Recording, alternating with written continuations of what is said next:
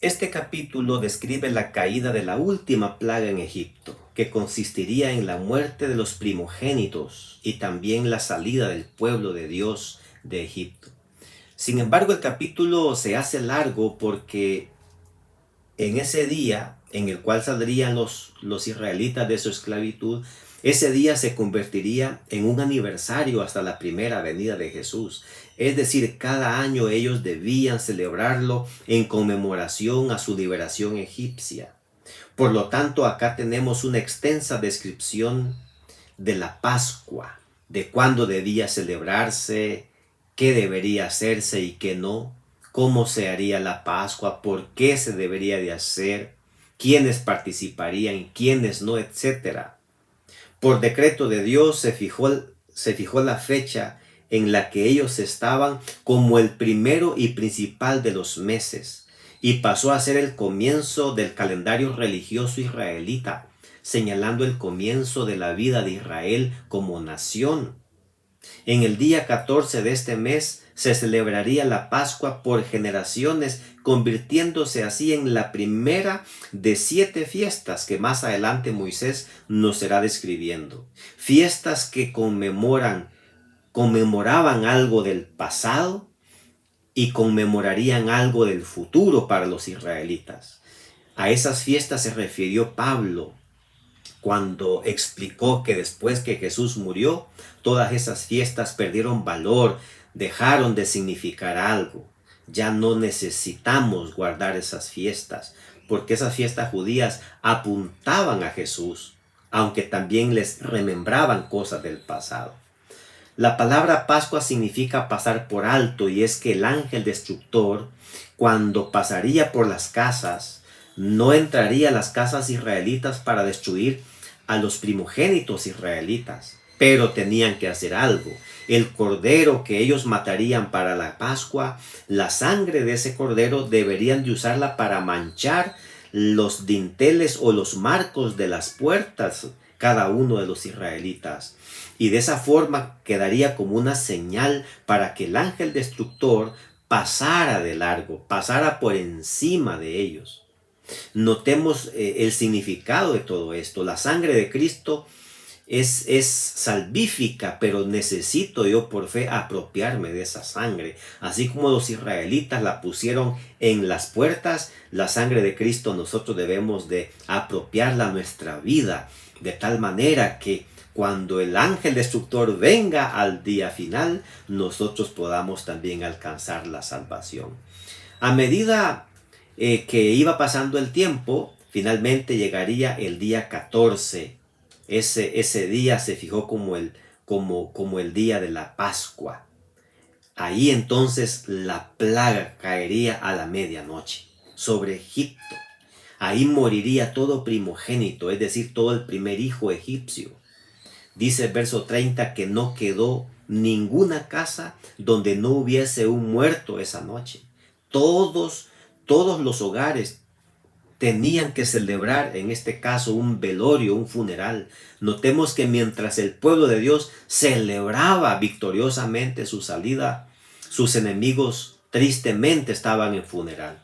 La calamidad causó en ellos una consternación tan grande, algo tan angustiante, que el mismo faraón y también el pueblo suplicaron y rogaron al pueblo de Israel que se fueran, que salieran.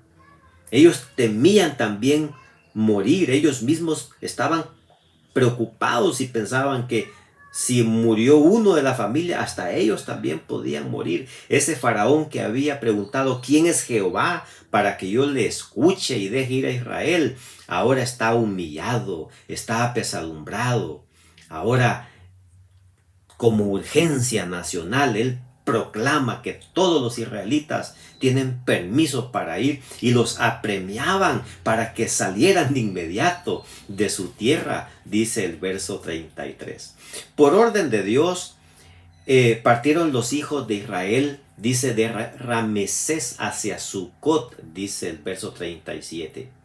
Si observamos el mapa egipcio, los israelitas deberían haber tomado camino hacia el este, que conducía directamente a Canaán. Sin embargo, por orden divina ellos estaban viajando hacia el sur, camino al mar, llegando primero a Sucot.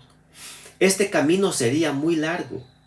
Sin embargo, ninguna ruta es larga cuando caminamos con Jesús, cuando vamos por el camino señalado específicamente por Él. Cuando caminamos con Dios, todo camino, aunque lleno de dificultades, nos daremos cuenta que no sentiremos su distancia. Será un camino corto. Pronto veremos que los israelitas sugerirían otros caminos y pretendían saber más que Dios, pero nada es mejor y nada es más seguro que ir por la ruta señalada por Dios a la Canaán celestial. Moisés sintetiza el tiempo de esclavitud diciendo en el verso 40, el tiempo que los hijos de Israel habitaron en Egipto fueron 430 años. Muchos han tenido dificultad para entender esta cantidad de tiempo fijada aquí por Moisés, pero hemos de computar este periodo desde el llamado que Dios le hizo a Abraham a salir a Canaán hasta cuando finalmente ellos ahora estaban saliendo de la esclavitud e iban de nuevo a Canaán. El tiempo que estuvieron esclavos en Egipto realmente fueron 215 años.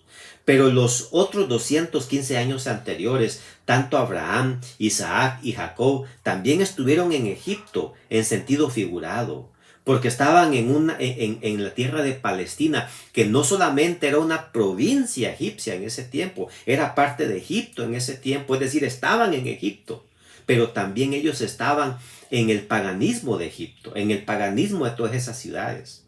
Además, ellos también sufrieron dificultades. No olvidemos que Ismael persiguió a Isaac cuando era niño, Esaú persiguió a Jacob, Labán también persiguió a Jacob, José sufrió la esclavitud por causa de sus hermanos. O sea, hubo opresión también en toda esa época. Por eso los 430 años pues son desde Abraham hasta que ellos, los israelitas, finalmente volvieron a Canaán y ahora sí estaban totalmente libres de la esclavitud. Para finalizar, quiero llamar su atención al verso 48. Dice acá que cualquier extranjero, porque hubo gente que se unió, hubo egipcios que decidieron salir con los israelitas cuando vieron a ese Dios portentoso y poderoso y omnipotente, dijeron: cero a estos dioses, ya no queremos saber nada de los dioses egipcios, nos vamos con el Dios israelita. Cualquiera de ellos podía llegar a ser parte de Israel y alcanzar el nivel de los israelitas nacidos de sangre por medio de Abraham. Lo único que debían hacer era circuncidarse. A eso fue lo que Pablo después se refirió cuando dijo que no eran hijos de Abraham los nacidos por descendencia, sino por medio de la fe. Ahora es el bautismo el que ocupa el lugar del rito de la circuncisión para formar parte del pueblo de Dios.